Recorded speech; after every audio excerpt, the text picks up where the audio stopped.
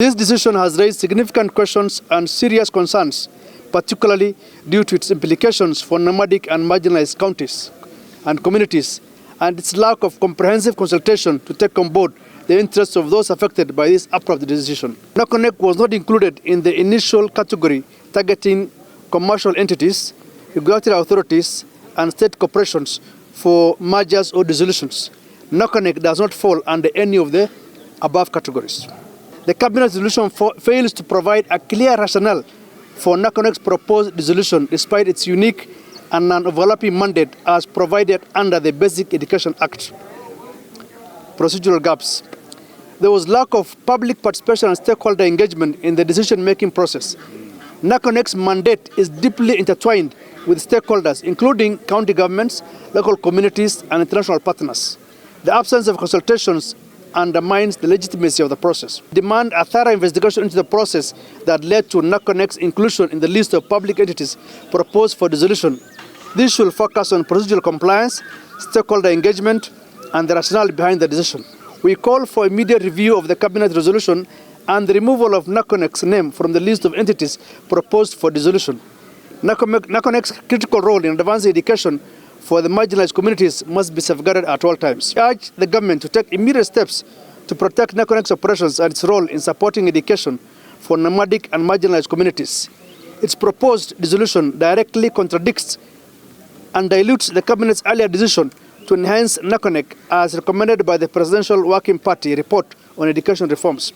It is baffling to note that the Cabinet had earlier strengthened the role of NACONEC in education for the marginalized by adopting the said proposals of the reports and later proposing dissolution of the institution is a contradiction of the highest order. This puts into the question the integrity of the individuals preparing the Cabinet reports, if not a clear indication of absolute malice. NACONEC serves as a lifeline for pastoralists and nomadic communities, ensuring access to equitable education for all. It's imperative to note that the pastoralist areas have the highest number of out-of-school children in Kenya. For example, out of 2.5 million learners who are out of school, 1.5 million are from the pastoralist region.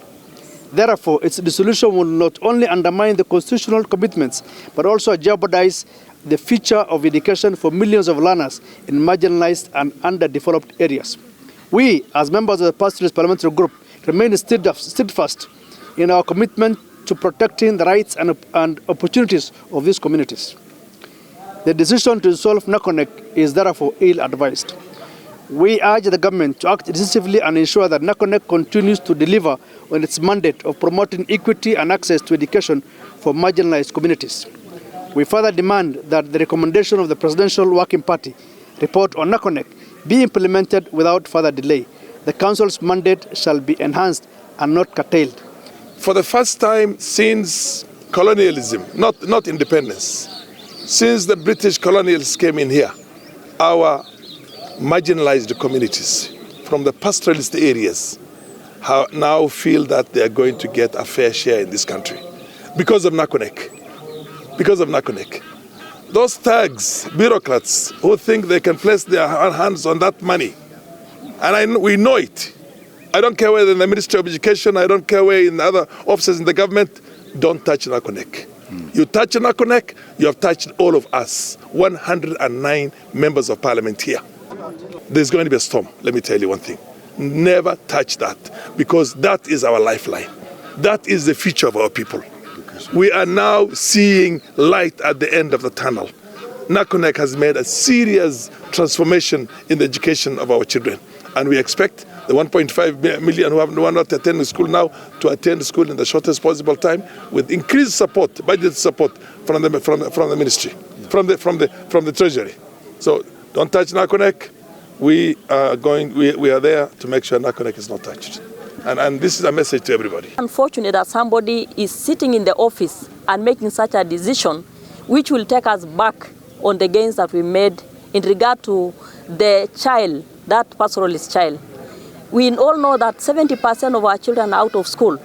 If you've been in Garissa, you've been in Mandera, Wajir, and in Mosiro, in Narok County, Turkana, West Pokot, you'll know what we are talking about. We are saying as pastoralist parliamentary group that nobody should touch NACONEC, because if you are touching NACONEC, you are touching us. and you are touching the children of the pastoralists, and you are touching the education, which we are saying there must be equity in education. Thank you. This organization represents our many years of struggle to have an organization that will enable the children of the pastoralist communities to get services similar to what the rest of the country. Please leave NACONET where it is. The only thing that we expect is add some more. Embolden it, create more funding, more opportunities. That is what we expect, not dissolution, and we will not accept. We will not accept. And when them hear this, we will not accept. NACONET is there to stay.